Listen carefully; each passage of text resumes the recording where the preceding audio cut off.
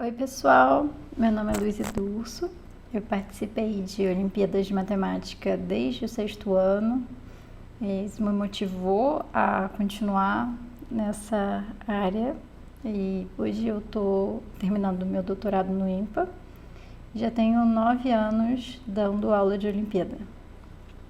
Eu trouxe para vocês um assunto bem gostosinho de dar para o nível 1, que é um assunto que os alunos ficam bem empolgados por ser bastante lúdico, os alunos ficam empenhados em descobrir a solução do problema para ganhar. O conteúdo da aula de hoje, então, vai ser jogos, ok? Eu trouxe esse joguinho para ser o nosso primeiro. A gente tem a seguinte dinâmica. Tem 2 jogadores sempre, que a gente vai escolher para ser 2 personagens super na moda, tá? Não é o caso no momento, mas quando eu dei essa aula, a Princesa Jujuba e a Marceline estavam em alta. Elas são de um desenho que estava popular na época. A gente vai ter normalmente 2 jogadores. E a gente vai considerar que o primeiro mencionado vai ser o primeiro jogador e o segundo mencionado é o segundo jogador. Então a Princesa Jujuba vai começar jogando e a Marceline vai em seguida e depois volta a Jujuba e assim por diante. Como que é a dinâmica do jogo? Existem pilhas de doces, uma pilha com 3, outra pilha com 4 e outra pilha com 5. Vou parar de desenhar os lacinhos porque dá trabalho. Mas a gente começa com 3 pilhas de doce. E aí, na sua vez, a jogadora vai escolher uma das pilhas e separar em 2 pilhas. Sempre perguntam se tem que ser 2 pilhas iguais. Não, é só você separar do jeito que você quiser. Por exemplo, a Princesa Jujuba pode escolher separar essa terceira pilha em uma pilha de 2 doces e outra pilha de 3 doces. Ou uma pilha de um doce e a outra de 4 doces. Jujuba que escolhe. E as outras pilhas a gente mantém. E o jogo continua. Essas são as jogadas e é isso que é importante explicar para os alunos para eles entenderem a dinâmica. Aí o jogo vai seguir até o momento em que a gente não conseguir mais fazer jogada. Vai ter um momento em que alguma delas não vai conseguir mais jogar. E aí essa jogadora perde. E o que significa não conseguir mais jogar? Não responda a princípio. É muito importante nesses exercícios de jogo que os alunos tentem brincar entre si antes do problema ser resolvido. Então deixa eles brincando, eles escolhem quem vai ser o primeiro jogador, quem vai ser o segundo jogador e vê o que eles vão achar, quando que o jogo vai parar. E aí eles vão ver que o jogo vai parar no momento em que só tiverem pilhas de um doce. Porque aí a gente não consegue mais separar os montes em montes diferentes. E enquanto tiver um monte com mais de um doce, o jogo continua. E aí eles eventualmente vão começar a palpitar que é a Princesa Jujuba que vai ganhar. Mas isso não é suficiente para a gente resolver o nosso problema, porque a gente precisa entender por que a Princesa Jujuba sempre ganha. Se eles afirmarem Princesa Jujuba que vai ganhar, pergunte por quê. E eles não vão conseguir dar uma resposta clara e direta. E é esse o principal desafio no nível 1. Descobrir que é a Jujuba que vai ganhar é fácil. O difícil é argumentar. É provar que a Jujuba sempre ganha, independente das jogadas da Marceline e independente das próprias jogadas da Jujuba. Como que a gente faz para resolver esse jogo? E é isso que a gente tem que passar para eles.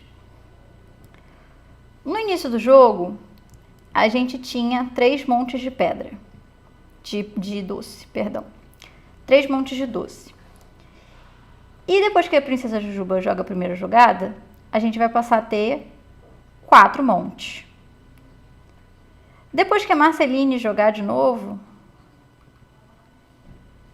digamos que ela escolha esse monte daqui e divida em 2. A gente vai passar a ter 1, 2, 3, 4, 5 montes. E até os alunos perceberem o que está acontecendo, continua. Depois que a Jujuba jogar mais um, quantos montes vão ter? E o que está acontecendo? Em cada jogada, um monte é escolhido e separado em 2. Então, o que acontece com a quantidade de montes? Sempre aumenta em 1. Se no início eu tinha 3, depois fui para 4, depois fui para 5, e assim continua. No final do jogo, a minha situação final é ter apenas montes solitários, com um doce apenas. Montes de tamanho 1. E aí, quantos montes eu vou ter que ter no final? A quantidade de doces é a mesma. Ninguém comeu nenhum doce daqui, a princípio, né? Então, no final, eu vou ter que ter a mesma quantidade de doces que eu tinha no início, que era 3 mais 4 mais 5, 12. Ou seja, no final, os 12 doces estão cada um num monte diferente, eu vou ter 12 montes.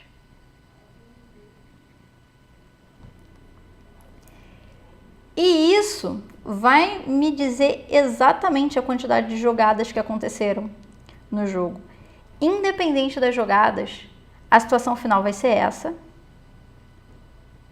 O que significa que houveram exatamente quantas jogadas?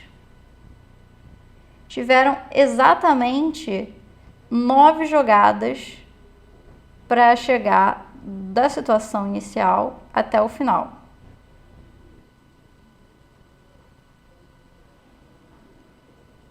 Por quê, né? Eu comecei com 3 montes.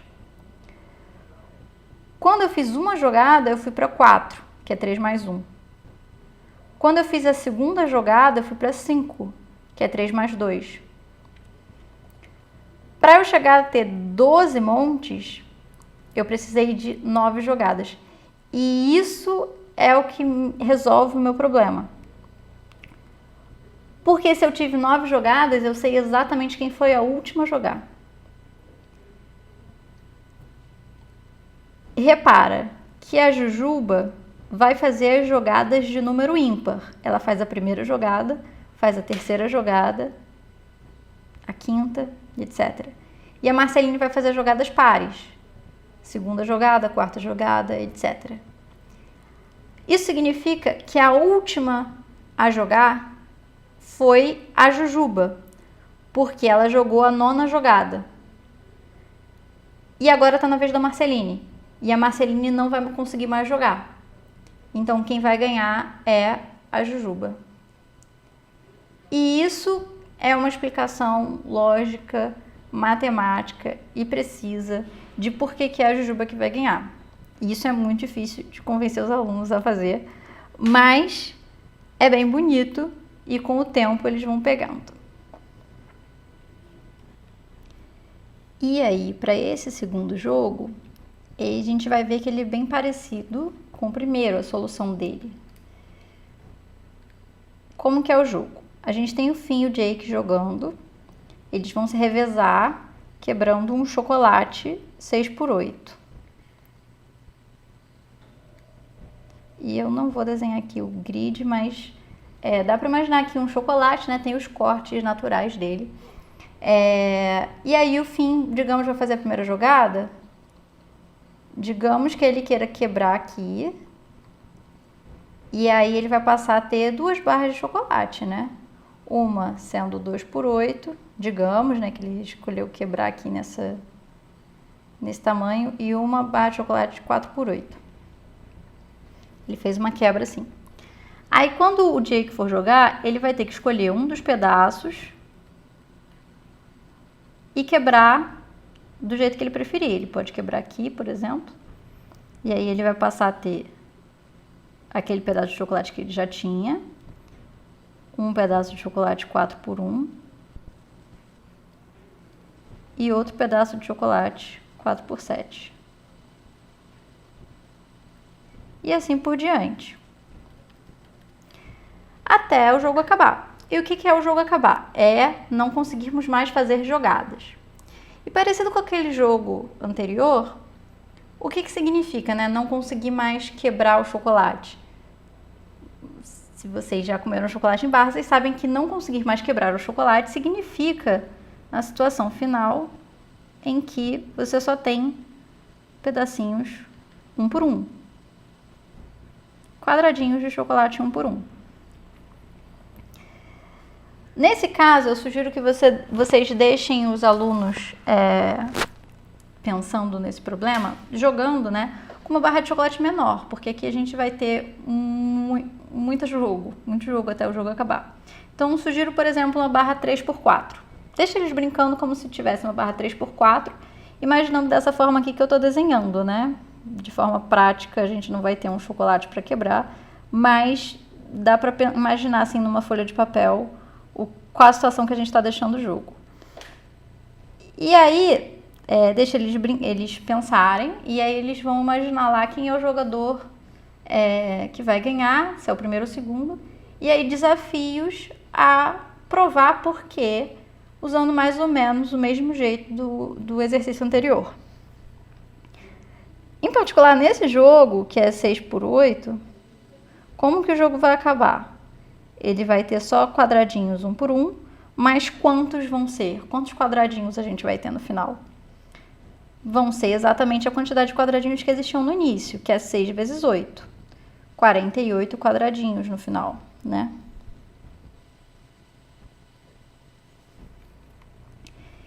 E a gente tem que entender o que está acontecendo de uma jogada para outra. No início do jogo tinha uma barra de chocolate. Quando o Finn jogou, passou a ter 2 barras de chocolate. Quando o Jake jogou, passou a ter 3 barras de chocolate. O que está acontecendo? Está sempre aumentando em 1 a quantidade de chocolate que você tinha. A quantidade de barras, pelo menos, né? Por quê? Porque a jogada consiste em escolher uma e transformar em 2. Ou seja, você está aumentando em 1 sempre. Você sempre aumenta em 1 a quantidade de barras de chocolate. No final, você quer ter exatamente 48 barras de chocolate. Sendo que no início você tinha uma. Então, quantas jogadas aconteceram? E sempre repara no padrão das primeiras jogadas. Se eu fiz uma jogada, eu tinha um pedaço no início. Aí, se eu fiz uma jogada, eu consegui 1 mais 1, que é 2. Se eu fiz 2 jogadas, eu fui para 1 mais 2, que é 3. Então, quantas jogadas eu vou precisar para ter 48 blocos de chocolate no final? Vou precisar de 47 jogadas. Então, quem foi o último a jogar? Quem foi o último jogador? Foi o jogador das jogadas ímpares, o Finn. Ele é o primeiro, o terceiro, o quinto e o 47º a jogar. O que significa que o próximo a jogar seria o Jake, só que o Jake não tem mais nada para fazer. Então o Jake perde, o Finn ganha. Esses 2 primeiros joguinhos, eles são mais para aquecer, porque eles não têm nenhuma estratégia. A gente viu que, independente das jogadas dos jogadores, ele vai acabar do mesmo jeito e vai ser ou o primeiro ou o segundo jogador a ganhar. Eles são mais simples. Os alunos podem dar o palpite, já vão dar o palpite certo de cara, mas, como eu disse, é só um aquecimento. Na maior parte dos jogos que a gente vai ver em Olimpíada, a gente vai precisar de uma estratégia. Vai ter um jogador que vai ter a vantagem, mas ele precisa aplicar uma estratégia para ganhar o jogo. E ele só vai ganhar aplicando a estratégia. Então, agora a gente vai ver alguns jogos que a gente vai precisar da estratégia e vai ver como que vai funcionar. Nesse jogo daqui, as jogadas da Luísa e do Samuel vão fazer diferença para resolver quem que vai ganhar e quem que vai perder. Não é que nem nos jogos anteriores que não fazia diferença as jogadas, certo? Aqui as jogadas vão importar. Nesse jogo, a gente tem um tabuleiro 1 por 20 e um peão aqui na primeira casa. O que a Luísa e o Samuel vão fazer? A Luísa vai começar, e depois o Samuel, depois volta para a Luísa. E eles podem escolher entre mover o peão uma casa para frente ou 2 casas para frente, até que eles alcancem a última casa.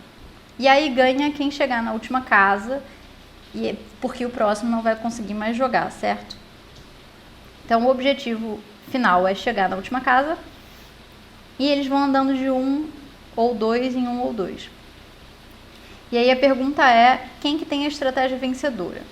E o que significa estratégia vencedora nesse caso? Vocês já vão ver no exemplo como é que funciona, mas a estratégia vencedora significa que você tem como ganhar usando uma estratégia independente das jogadas do outro jogador. Então a gente vai supor que os 2 jogadores estão jogando muito bem, e o melhor possível, na verdade, sem falhas. Eu vou mostrar qual é a estratégia e depois a gente vai ver o que tem por trás disso, como que a gente chegou nessa solução. Porque a solução, ela não é óbvia, ela não é claro por que essa é a melhor, como que a gente chega nessa solução, né? A gente vai ver isso depois. Então aqui a estratégia vencedora é da Luísa. Eu vou explicar o que a Luísa tem que fazer. E eu vou desenhar as jogadas da Luísa de verde e as jogadas do Samuel de vermelho. Primeira coisa, para a Luísa ganhar, ela tem que vir para essa segunda casa aqui já, de imediato. Senão o Samuel pode ser mais esperto e ganhar o jogo, se ela não fizer essa jogada. Então, digamos que a Luísa veio aqui, fez essa jogada de ir uma casa para frente. Agora, o Samuel, ele pode ter vindo ou para cá ou para cá. Mas, independente da escolha do Samuel, o que a Luísa vai fazer? A Luísa tem que trazer o peão para cá. Ou seja, se o Samuel andou uma casa, a Luísa vai andar 2. E se o Samuel andou 2, a Luísa vai andar 1. E, dessa forma, a Luísa vai conseguir dar um salto do peão de exatamente 3 casas para frente. Ela sempre pode fazer isso. E aí ela vai manter o peão exatamente nessa trajetória. O peão vai passar por essas casas aqui. Ela vai colocar o peão aqui. E, no final, ela que vai colocar o peão na última casa. E ganhar o jogo. E o Samuel, percebam, ficou completamente desnorteado. O Samuel não tem o que fazer para ganhar o jogo. Só por ser a primeira jogadora, a Luísa já tem a estratégia. Agora, como que a gente vê isso? Como que a gente percebe esse padrão aqui? Como que a gente descobre quais são as melhores jogadas a serem feitas? E para descobrir isso, eu vou voltar na pintura que eu fiz, vou pintar de vermelho e verde, mas não porque foi o Samuel e a Luísa que jogou, mas vou chamar de casa boa e casa ruim. Por exemplo, eu vou pintar de verde as casas onde seria bom eu colocar meu peão. E eu vou fazer isso pensando já no final do jogo, quando o jogo está acabando. Exemplo, essa casa aqui, a última casa, é verde porque é bom colocar meu peão aqui. Se eu colocar meu peão aqui, eu venci. Então, essa é uma boa casa. E eu vou pintar de vermelho casas em que, se eu colocar ali, o próximo jogador vai forçar a vitória para ele e a minha derrota. Por exemplo, essa casa aqui e essa casa aqui, o que acontece se eu colocar meu peão aqui, em alguma delas? Não importa onde, o Samuel vai lá e vai ganhar o jogo. Vai colocar na última casa. Então, essas casas, elas são vermelhas. Porque se eu colocar meu peão aqui, eu vou perder. O Samuel vai lá e vai ganhar o jogo. Mas e essa casa aqui? Será que é bom ou será que é ruim colocar meu peão aqui? repara que se eu colocar meu peão aqui, o que o Samuel pode fazer? Ele pode escolher vir para essa casa ou vir para essa casa. Mas nos dois casos eu estou obrigando o Samuel a ir para uma casa vermelha. E o que é uma casa vermelha? É uma casa em que você perde. Eu estou forçando o Samuel a ir para uma casa que vai perder. Porque depois eu faço o quê? Venho para a última. Independente da escolha do Samuel. Então, eu vou pintar essa casa de verde. Se eu colocar aqui, independente da escolha do Samuel, depois eu coloco na última casa. E eu vou seguindo assim, eu posso descobrir que essas duas casas também são casas vermelhas, porque o próximo jogador vai simplesmente jogar na casa verde, que é uma casa que garante a vitória. Então eu vou pintando o meu tabuleiro dessa forma. E quando eu chegar lá, tem um padrão acontecendo aqui, né? E esse padrão é fácil de perceber. Então, quando eu chegar lá perto bem do início do jogo, eu vejo que essa segunda casa é verde. O que significa que a Luísa, que vai começar o jogo, ela já pode jogar o peão numa casa que vai ganhar. E o objetivo dela vai ser manter exatamente nessas casas verdes, que são as casas que vão me dar a vitória. E o Samuel vai sempre estar perdido, nunca vai conseguir colocar numa casa verde. Ele vai ser sempre forçado a ir para casas vermelhas.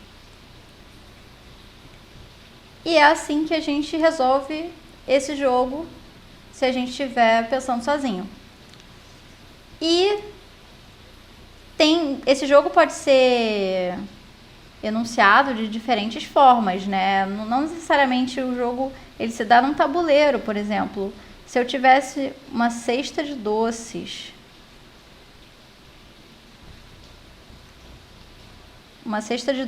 com vários doces aqui dentro, e a Luísa e o Samuel estão comendo esses doces e eles escolhem se eles pegam um ou dois, digamos que tenham 19 doces.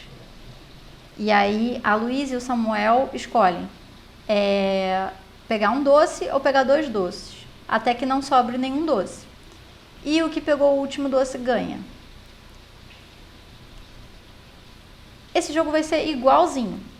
É a mesma coisa. A estratégia da Luísa tem que ser comer exatamente um doce e aí ir tirando de 3 em 3, para ficar sempre com um múltiplo de 3 de doces dentro da cesta. Por que mudou de 20 para 19 aqui? É simplesmente porque, na verdade, o tamanho do tabuleiro ser 1 por 20, ele só está me dizendo que, na verdade, o peão tem que ir 19 vezes para frente.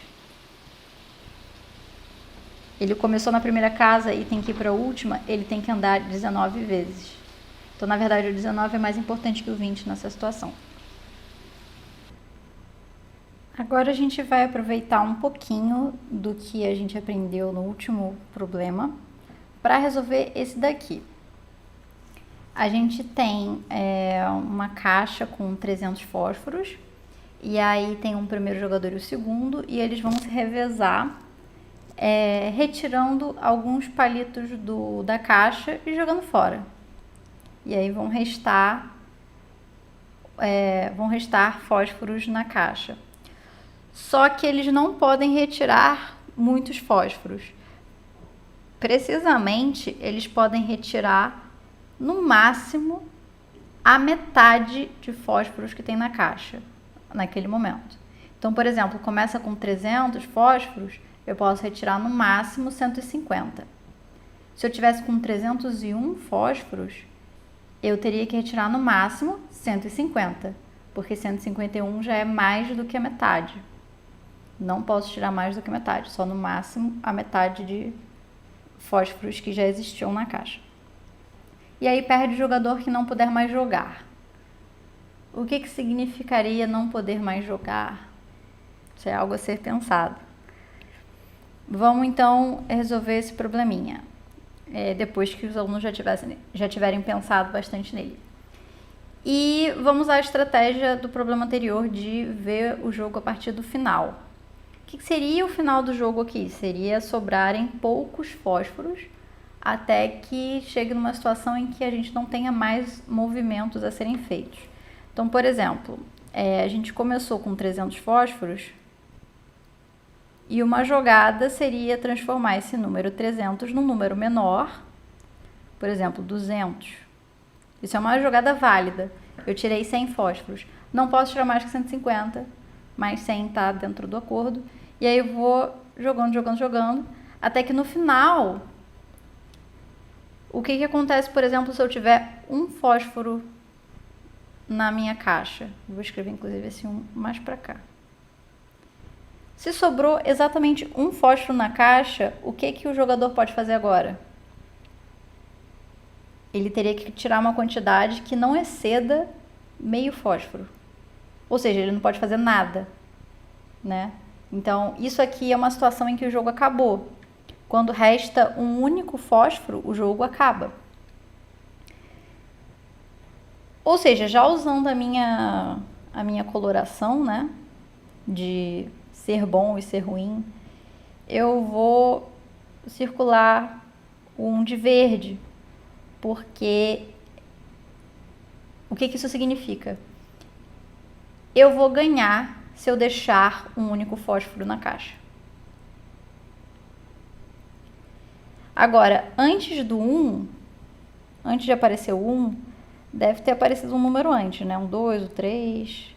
Aí o que eu vou fazer é ficar analisando os números que vêm antes.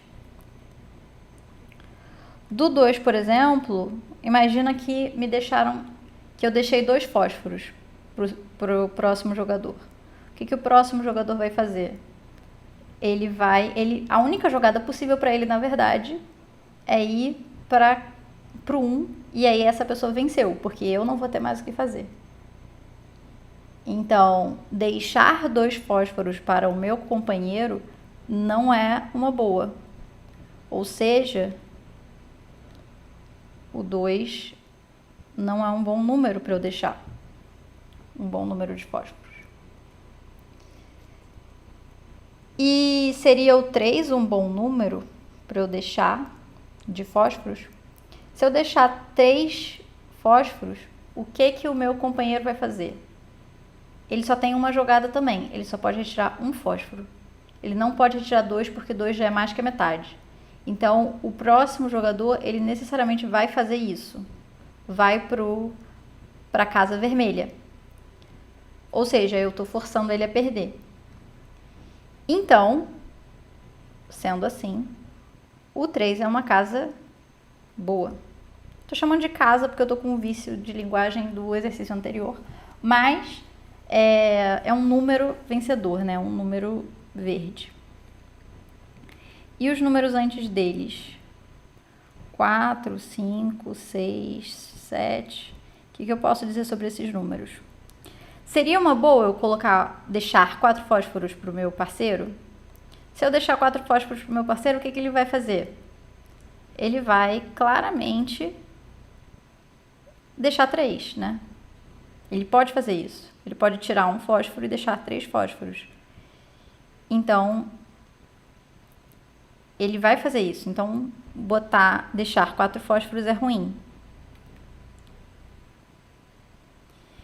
Assim como deixar 5 fósforos. Se eu deixar 5 fósforos, meu companheiro vai ir para o 3. Vai tirar 2 e ir para o 3. Assim como deixar 6 fósforos. Se eu deixar 6 fósforos, o meu oponente vai jogar no 3. E ainda é uma jogada válida. Agora, se eu deixar 7 fósforos, quais são as jogadas possíveis para o meu companheiro? Ele pode tirar 1, 2 ou 3 fósforos. Ou seja, meu parceiro, ele é obrigado a mandar para uma das 3 casas vermelhas, que são perdedoras todas. Então, eu estou encaminhando o meu oponente para a derrota. Isso significa que o 7 é um número vencedor. Deixar 7 fósforos é vencedor. E assim por diante eu vou seguindo, tá? Outros números perdedores, por exemplo, o 8, claramente ele é perdedor, eu já vou começar a escrever o número com a cor, né? O 8 é perdedor porque ele vai para o 7, o 9 é perdedor porque ele vai para o 7. Até qual número que vai para o 7? O 14. Então, o jogador que botar 14 também vai perder, porque o próximo vai botar no 7 e vai ganhar. Já se eu colocar deixar 15 fósforos, eu vou obrigar o outro jogador a deixar 14, 13 ou 8. Essas opções aqui, que são as opções perdedoras. Porque eu vou ter que tirar de 1 a 7. E aí eu vou chegar nessa configuração. Então, 15 é um número bom. E assim por diante, eu vou fazendo isso até achar todos os números verdes. E repara aqui quais são os números verdes, né? Tem um padrão acontecendo. E tá claro por que esse padrão tá acontecendo, né? Você começou do 1, aí do 1 pro 3, o que você fez? Você fez 2 vezes 1 mais 1. Do 3 pro 7, você fez 2 vezes 3 mais 1. Porque até o 2 vezes 3 é uma casa ruim. Agora, o 2 vezes 3 mais 1 é uma casa boa. Aqui o 15 é 2 vezes 7 mais 1. Então, é fácil para a gente descobrir quais são os números bons. Os números bons vão ser 1, 3, 7, 15. Qual é o próximo? 15 vezes 2 mais 1, 31. Qual é o próximo? Seria 62 mais 1, 63. Qual é o próximo? 127. E aí, qual é o próximo? 255. E claro, poderia continuar aqui, mas lembrando que eu tenho 300 fósforos, né? Então, o que o primeiro jogador já pode fazer? O que o primeiro jogador faz? O primeiro jogador vem aqui do 300 e manda pro 255. E aí, como a gente viu, o 255 vai ser obrigado, deixando 255 fósforos, você está obrigado a colocar qualquer número entre 128 e 254, que são todos perdedores, e que garantem que você consegue ir de novo para o 127, depois que o seu oponente jogar. E aí, a estratégia é permanecer exatamente nesses números. A gente vai ver também que nem sempre a gente consegue usar essa estratégia de olhar o jogo a partir do final, né? Por exemplo, nesse jogo aqui, em que a gente tem um tabuleiro 9x9, e aí os jogadores, eles vão se revezar colocando uma peça nesse tabuleiro, que ocupe uma casa. Só que é uma peça que ela é um pouco espaçosa, é um rei. O que a gente está dizendo aqui? Digamos que eu, por exemplo, coloque o meu rei nessa casa. Isso me diz que o outro jogador, ele não pode colocar um rei em nenhuma dessas casas da vizinhança. Porque o meu rei é meio espaçoso. Então, nenhuma casa que é imediatamente vizinha aonde eu coloquei o rei pode ter um outro rei. Então, a gente vai colocando reis no tabuleiro até que alguém não consiga mais colocar uma peça e perca. E aí, qual é a estratégia para ganhar esse jogo? E nesse jogo em particular, veja que a análise a partir do final, ela se torna inexplorável, porque existem muitas configurações finais, né? O final, ele não é unidimensional, ele tem várias possíveis configurações finais. Então, acaba não sendo viável. Então, aqui a gente vai usar uma outra estratégia muito recorrente para vencer jogos em Olimpíadas, que é usar simetrias do problema. Basicamente, ele consiste em você imitar o outro jogador. A primeira jogada, ela nem sempre bom, a primeira jogada você não está imitando ninguém. Às vezes é o primeiro jogador que tem a estratégia, ele vai colocar a primeira peça num lugar muito especial e aí vai começar a imitar o segundo jogador. Ou então não. Ou então, desde a primeira jogada, o primeiro jogador vai ser imitado e aí o segundo jogador que tem a estratégia. Isso depende do jogo. Para exemplificar, então, eu trouxe esse problema e vou revelar aqui qual que é a estratégia para ganhar esse jogo. Que parece tão complicado, né? Mas, na verdade, como que eu devo proceder para ganhar esse jogo? Se eu sou o primeiro jogador, eu tenho a estratégia vencedora. Então, aqui a estratégia está com o primeiro jogador. E o primeiro jogador deve fazer uma primeira jogada muito esperta. Ele tem que colocar o rei na casa exatamente do meio, tá? Repara que é um tabuleiro 9x9. Então, existe uma casa que está aqui bem no meio. Num tabuleiro normal 8x8 não existe essa casa. Mas digamos que eu sou o primeiro jogador e eu joguei o rei aqui. Então, claro, eu estou impedindo também que qualquer pessoa coloque rei nessas posições aqui. E aí, o que o meu segundo jogador vai jogar? Qualquer coisa, né? Pode fazer qualquer coisa que não atrapalhe aí a jogada do meu primeiro rei. Então, digamos que ele colocou um rei aqui.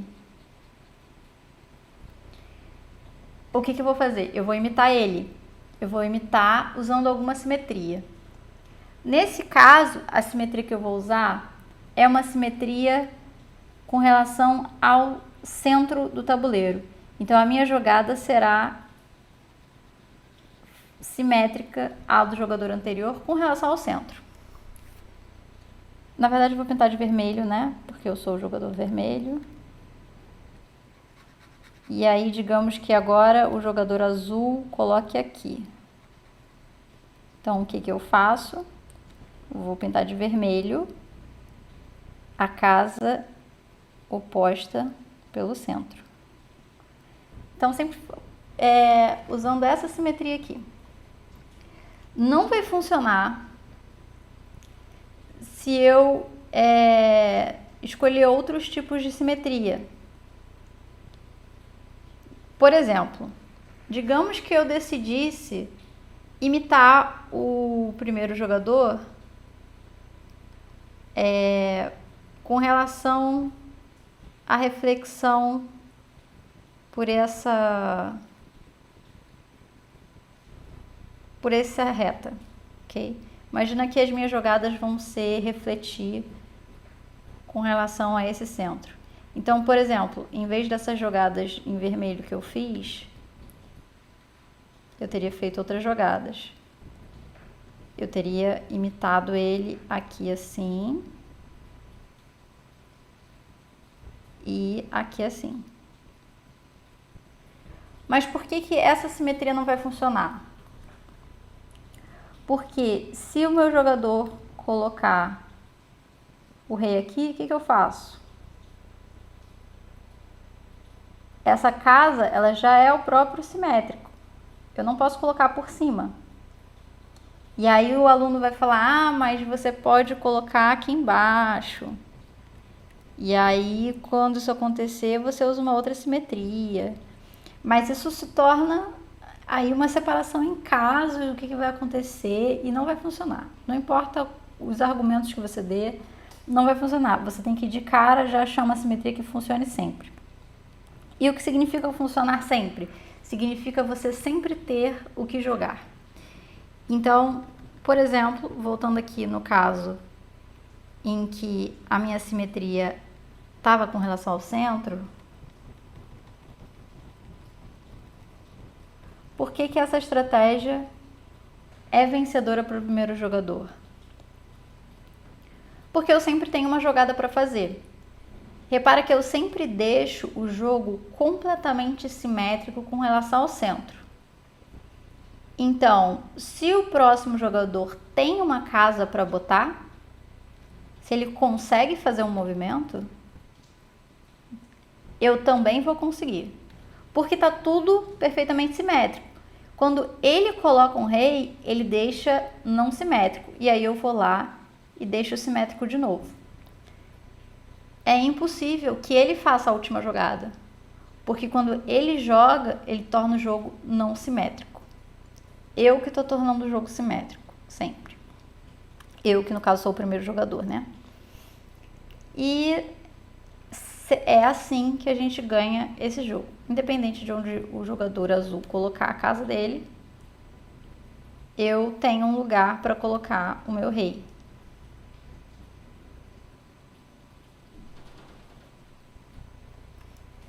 E essa é a solução para esse problema, que é um problema muito parecido com o outro que eu vou falar aqui exatamente agora, mas que ele não é tão abrangente de possibilidades. Eu acho que esse é mais acessível. O primeiro problema que eu tive contato de simetria é um problema muito louco, que é, imagina que você tem uma mesa redonda e 2 jogadores que vão colocar moedas nessa mesa redonda. As moedas todas têm o mesmo tamanho. Então, digamos, um jogador joga uma moeda aqui, outro jogador joga uma moeda aqui, outro jogador joga uma moeda aqui. E essas moedas, elas não podem ficar uma por cima da outra. Elas podem até se encostar, mas elas não podem se sobrepor. E aí são 2 jogadores se revezando colocando moedas, todas do mesmo tamanho. E aí a pergunta é, qual é a estratégia para ganhar esse jogo? E repara que nesse problema não tem nenhuma informação com relação ao tamanho da moeda, o tamanho da mesa, proporção entre esses tamanhos, não tem nada disso. E para ganhar, a estratégia é exatamente essa anterior aqui. O primeiro jogador, ele tem que colocar uma moeda exatamente no centro, bem centralizada, e simplesmente imitar o segundo jogador com relação ao centro. O segundo joga aqui, eu vou lá e vou jogar bem simétrico. E com isso, dá para perceber que não importa onde o jogador colocar a moeda dele, eu sempre vou poder fazer a minha jogada, porque o jogo está simétrico. É isso. Aqui está mais um problema para a gente treinar a simetria. Vamos começar com o tabuleiro 1x11, depois pensar o que acontece quando o tabuleiro é 1x12. Mas os jogadores, que são o Samuel e o Bruno, eles têm os possíveis movimentos. Eles podem escolher pintar um quadradinho ou eles podem escolher pintar 2 quadradinhos consecutivos. E os quadradinhos que quiserem. E é isso. Aí a pergunta é, quem é que tem a estratégia para ganhar esse jogo? O primeiro ou o segundo jogador? E aí é interessante, se você sabe resolver, jogar com os alunos um pouco. É interessante. Mesmo que você não seja o jogador com a estratégia, às vezes você consegue driblar dependendo das jogadas ruins do seu oponente. Então, por exemplo, como que a gente faz para ganhar esse jogo? Qual é a estratégia? A estratégia é deixar o jogo simétrico, né? De forma que eu consiga imitar exatamente o que o outro jogador está fazendo. Então a primeira coisa que eu vou fazer é separar esse tabuleiro em 2 tabuleiros iguais. E aí eu posso fazer uma mímica do que o outro jogador está fazendo. Então a estratégia é do primeiro jogador e o que ele tem que fazer é separar o tabuleiro em 2 tabuleiros iguais. Então, ou seja, pintar a casa exatamente do meio. Quando ele faz isso, ele meio que está separando esse tabuleiro em 2. E aí agora eu tenho 2 tabuleiros idênticos e eu posso simplesmente imitar o que o segundo jogador fizer em qualquer um deles. E eu decido como imitar. Eu posso imitar, por exemplo, se o segundo jogador joga aqui, o que eu faço é jogar aqui. Ou seja, eu estou imitando como se esses 2 tabuleiros fossem iguais numa translação. Ou eu posso imitar com uma reflexão com relação aqui. Então eu posso jogar aqui. E aí, se o segundo jogador jogar aqui, eu jogo simétrico aqui. De maneira espelhada. Então eu posso escolher se for espelhado ou se for como uma translação. Os 2 jeitos funcionam, mas eu tenho que ficar com a mesma estratégia até o final. E o que acontece se na verdade eu tivesse mais um quadradinho?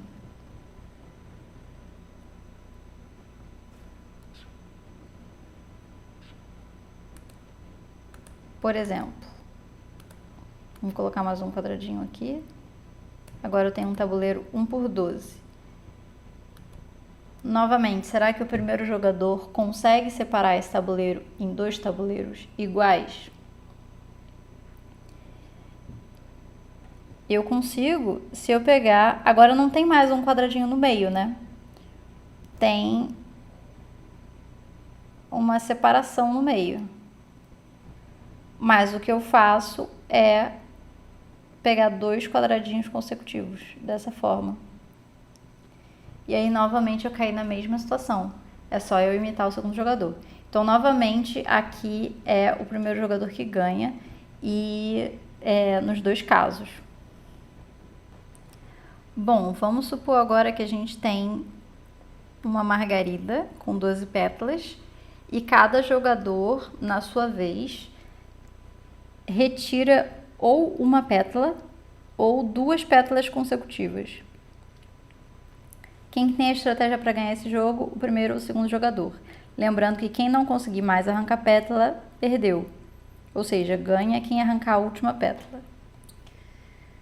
Surpreendentemente, esse jogo é muito parecido com o anterior. No jogo anterior, a gente tinha um tabuleiro 1×11, né? Ou 1×12. E aqui a gente tem uma margarida com pétalas, que é um formato circular. Aqui vocês vão ver que o problema vai parecer muito como se você tivesse, na verdade, um tabuleiro circular com 12 espaços.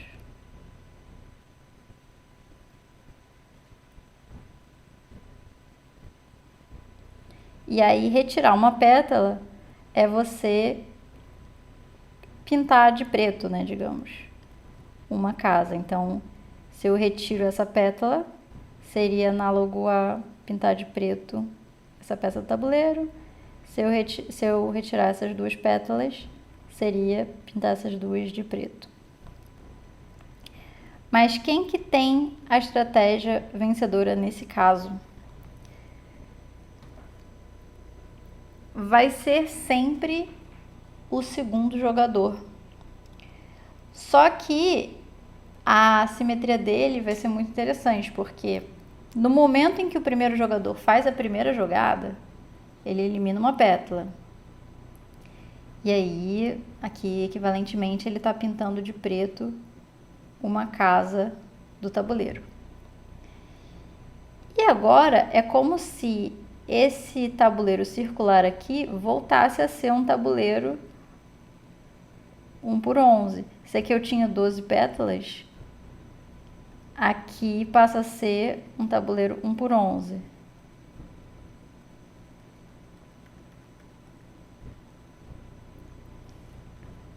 com as peças que sobraram. Porque essa pétala que foi arrancada, ela quebrou o círculo, né? Agora é como se fosse algo só horizontal. E aí, o que o segundo jogador tem que fazer? Ele tem que tornar isso simétrico agora, né? Como que ele faz para tornar simétrico? Ele tem que tirar a pétala do meio, para deixar exatamente igual dos dois lados. Nesse caso aqui, 1, 2, 3, 4, 5, ele vai quebrar essa pétala do meio aqui. E agora a gente tem duas metades iguais da flor. Ah, mas e se o primeiro jogador ele tivesse arrancado duas pétalas? Aí o segundo jogador também vai arrancar duas pétalas aqui, só que de maneira simétrica com relação ao centro. E agora eu tenho dois pedaços com a mesma quantidade de pétalas e idênticos.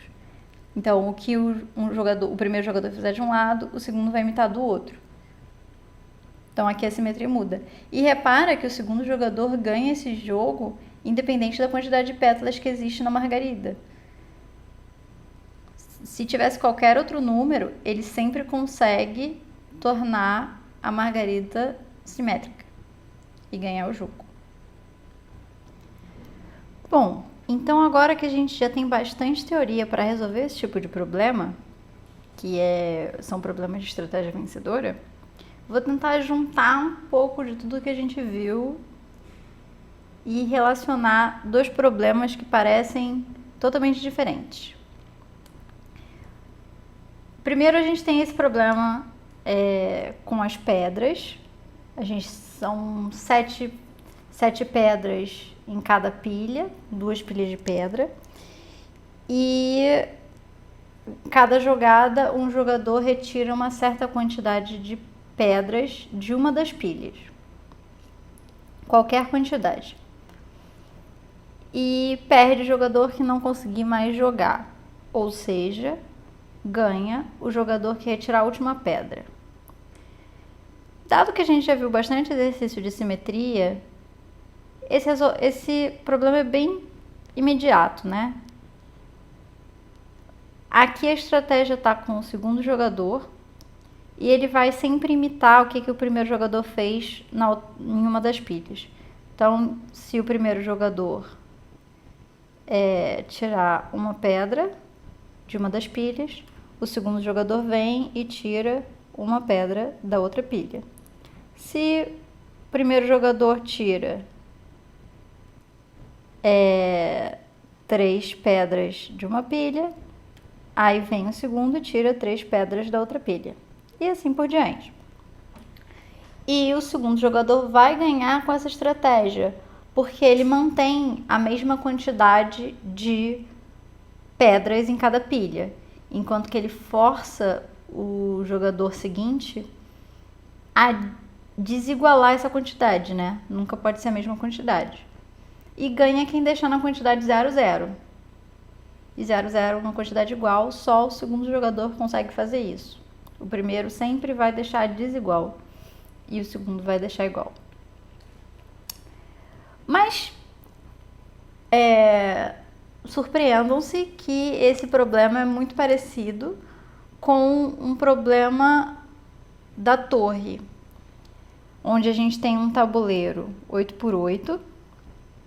A gente tem uma torre que começa aqui nessa casa e nosso objetivo é trazer ela para essa casa aqui.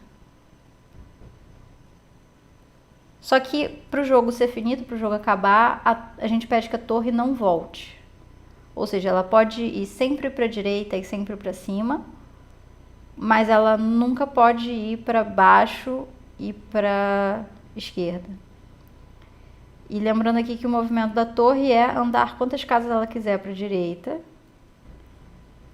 ou andar quantas casas ela quiser para cima.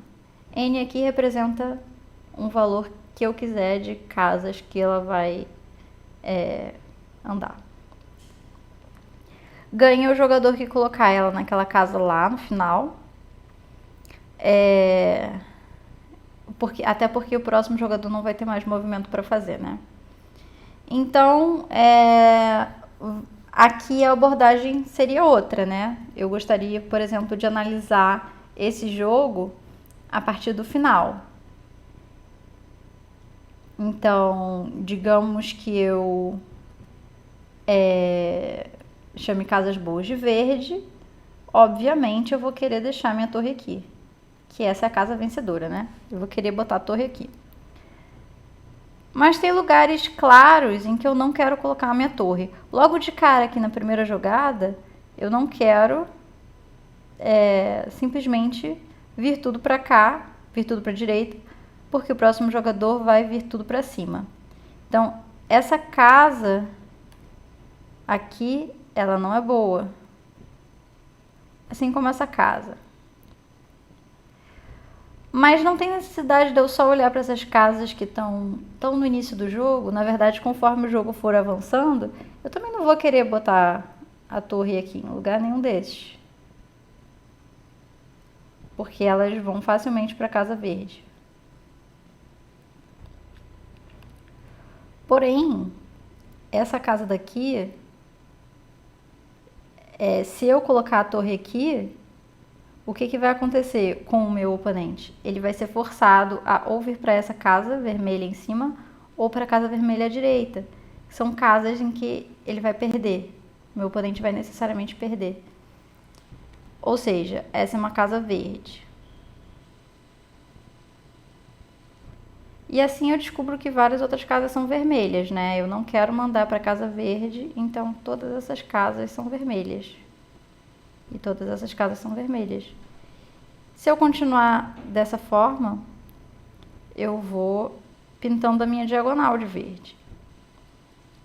Então, as casas em que eu quero botar a minha torre, elas são as casas da diagonal. E o resto são casas ruins. Então, quem é que tem a estratégia aqui? Veja que o primeiro jogador, ele é forçado a jogar para casas vermelhas, necessariamente. Todas as casas que o primeiro jogador alcança são vermelhas. Então, quem tem a estratégia nesse caso é o segundo jogador, que vai manter a casa na diagonal. Então, digamos que o primeiro jogador tenha feito essa jogada, trazido a torre para cá. O que o segundo jogador tem que fazer? Levar para a diagonal e vir para cá. E aí, digamos que aí o primeiro jogador vai fazer isso aqui, vai trazer para cá. Aí o segundo jogador traz para a diagonal. E assim por diante, vai mantendo na diagonal até o momento em que o jogo acabe. E como o primeiro jogador é sempre forçado a sair da diagonal, ele nunca vai ganhar. E o segundo jogador está sempre na diagonal, então ele vai ganhar em algum momento. Por que esses jogos são, na verdade, muito parecidos? Uma maneira de analisar esse jogo daqui a partir do final seria pensar o que acontece se eu tenho uma pedra e uma pedra e duas pedras. E aí uma vai levando a outra, mas vai ficando muito confuso. Uma maneira muito organizada de pensar nesse problema é fazer um tabuleiro onde cada casa representa a quantidade de pedras em cada pilha. Por exemplo, nesse tabuleiro aqui, se eu tivesse numerado assim 7, 6, 5, 4, 3, 2, 1, 0 e 7, 6, 5, 4, 3, 2, 1, 0. E aí, essa aqui é a pilha 1 e essa aqui é a pilha 2. Eu organizei todas as configurações possíveis nesse tabuleiro. Ou seja, a configuração inicial é em que eu tenho 7 pedras em cada pilha. E a configuração final é em que eu tenho 0 pedras em cada pilha, que é onde eu quero chegar. Eu quero chegar aqui. a ter 0 e 0. E o que corresponde uma jogada? Uma jogada seria eu tirar qualquer quantidade de pedras de uma das pilhas. Então, digamos que eu estou aqui, por exemplo. O que é uma jogada possível? Eu posso manter a pilha 1 com 2 pedras e diminuir a quantidade de pedras da pilha 2, ou seja, vir para cá quantas casas eu quiser. Ou posso manter 6 pedras na segunda pilha e diminuir a quantidade de pedras na primeira pilha, que seria vir para cima quanto eu quiser. Que é exatamente o movimento da torre, da nossa torre desse jogo aqui. Para concluir, o que eu estou querendo dizer é que esses dois jogos são o mesmo jogo. E mesmo que você não tenha o argumento da simetria, você consegue olhar uma análise a partir do final. Tá, tudo bem, esse primeiro jogo que eu mostrei, ele é muito bobinho, porque ele tem o argumento de simetria, a gente já sabia resolver. Não precisa transformar no problema da torre. Mas esse problema das pedras, ele pode ficar arbitrariamente mais complicado se eu mudar as regras. E quando eu olho para o tabuleiro, que representa as configurações, eu consigo visualizar o final do jogo e como que eu vou voltando para o início e como que eu vou fazer a estratégia, quais são as posições verdes. E com isso eu vou conseguir concluir o jogo, resolver o meu problema. Uma última observação é que aqui repara que manter na diagonal significa imitar o jogador de alguma forma, no sentido de que se ele vai X casas para a direita, o que eu faço é ir X casas para cima. E isso está representado no jogo da pedra como tirar X pedras de um dos lados, eu vou imitar tirando X pedras do outro lado. E para exemplificar essa situação em que analisar as configurações pelo tabuleiro pode ajudar, e muito, eu trouxe esses dois problemas que também são iguais, pode não parecer, mas eles são o mesmo problema, para a gente resolver. Esse problema das pedras, ele parece igual, mas tem algumas modificações. A gente continua tendo 7 pedras em cada pilha, só que as possibilidades são as seguintes para os jogadores. Eles podem tirar uma pedra de uma das pilhas, escolher a pilha e tirar uma das pedras, ou tirar uma pedra de cada pilha. E aí é a vez do próximo jogador. Aí aqui não tem uma estratégia de simetria óbvia para resolver. Então a gente vai apelar para essa visualização das configurações pelo tabuleiro. Então, novamente, vamos supor que uma linha é uma pilha e a coluna é outra pilha. Aqui, pilha 1.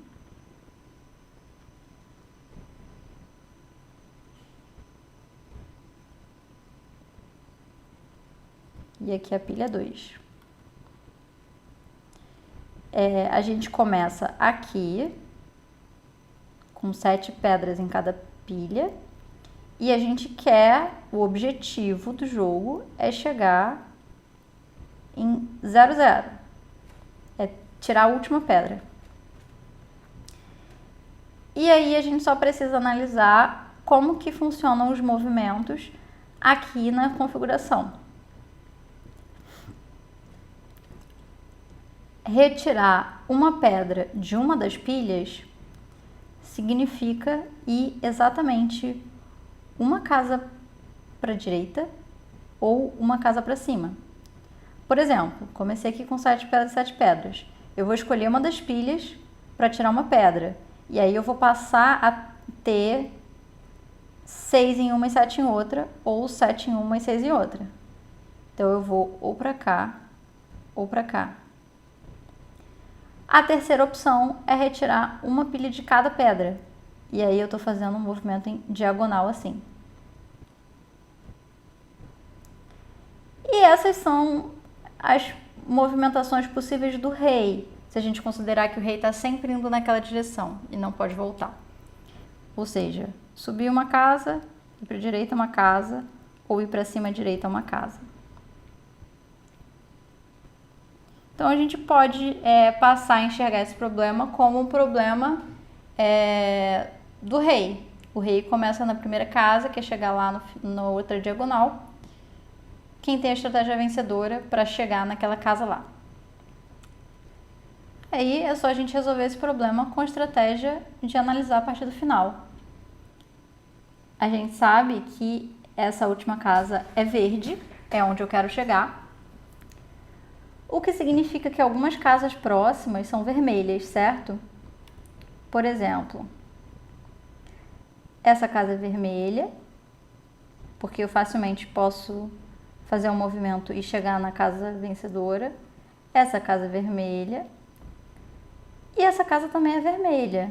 Repara que aconteceu diferente do caso da torre.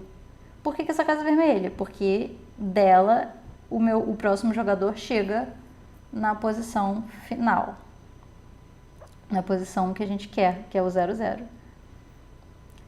Todas essas três são casas proibidas, né? Ou seja, eu não quero colocar a minha peça ali. Não quero colocar o rei ali, porque aí o próximo jogador vai ganhar o jogo. E aí, que eu já coloquei várias casas vermelhas que eu consigo enxergar, o que eu faço? Eu tenho que olhar para casas que estão perto aqui, que eu não tenho muitas opções, né? Por exemplo, essa casa aqui, essa casa aqui. Se eu colocar a minha peça nessa casa, eu tô brigando, só tem um movimento possível pro próximo jogador, que é ir para a casa vermelha. Então, essa casa tá forçando o próximo jogador a ir para uma casa perdedora. Então, essa casa é verde.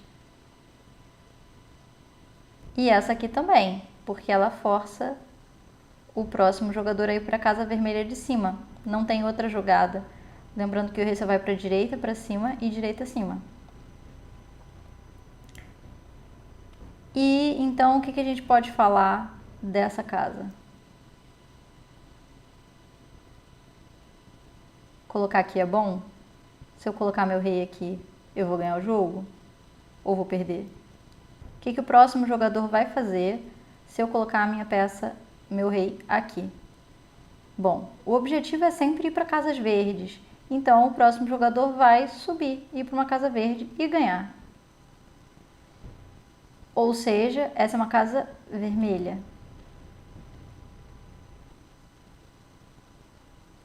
Da mesma forma, essa aqui também é uma casa vermelha, porque o próximo jogador pode ir para uma casa verde ao lado.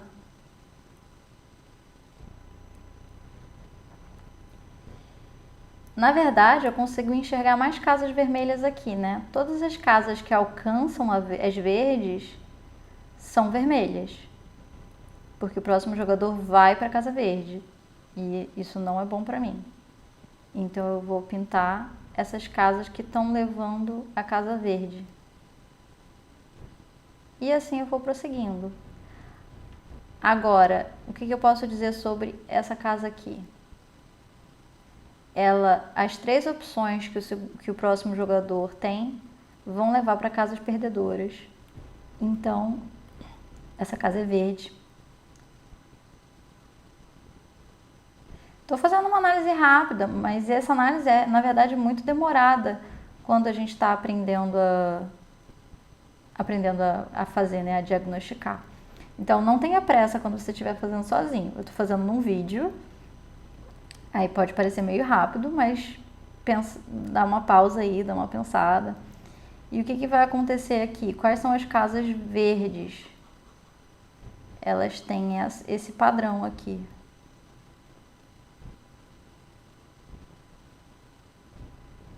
Beleza. Então, olha só. Uma casa verde bem perto do início do jogo. Vou pintar tudo porque a gente precisa saber onde estão as casas verdes porque essa é a nossa estratégia, né? Então, o que o primeiro jogador tem que fazer? Óbvio, ir para a casa verde. O que é ir para a casa verde? Nesse caso aqui, é tirar uma pedra de cada pilha para chegar em 6 e 6, que é exatamente, por acaso, a jogada que eu já tinha feito aqui, né? O primeiro jogador vai tirar uma pedra de cada pilha. E aí?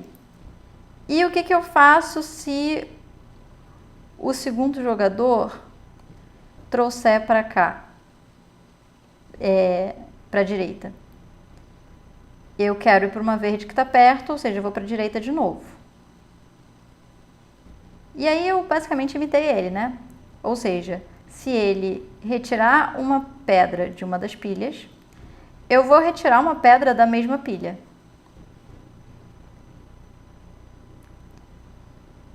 E se agora o jogador jogar para cima? Próximo jogador jogar para cima. O que eu faço? Tenho que ir para verde, jogo para cima de novo. Novamente eu imitei ele. Se ele tirou dessa pilha, eu vou tirar dessa pilha também. E se ele for na diagonal, né? Aí eu quero ir para uma verde, vou fazer diagonal também, eu também imito ele. Ou seja, o que é ir para a diagonal? E se ele tirar 2 pedras de cada pilha? Eu vou imitar, eu vou tirar 2 pedras de cada pilha. Então, é um argumento de imitar, mas não é muito bem uma simetria, pelo menos uma simetria tão fácil de enxergar. É uma simetria, mas é uma simetria aqui, né? Nessa visualização do jogo.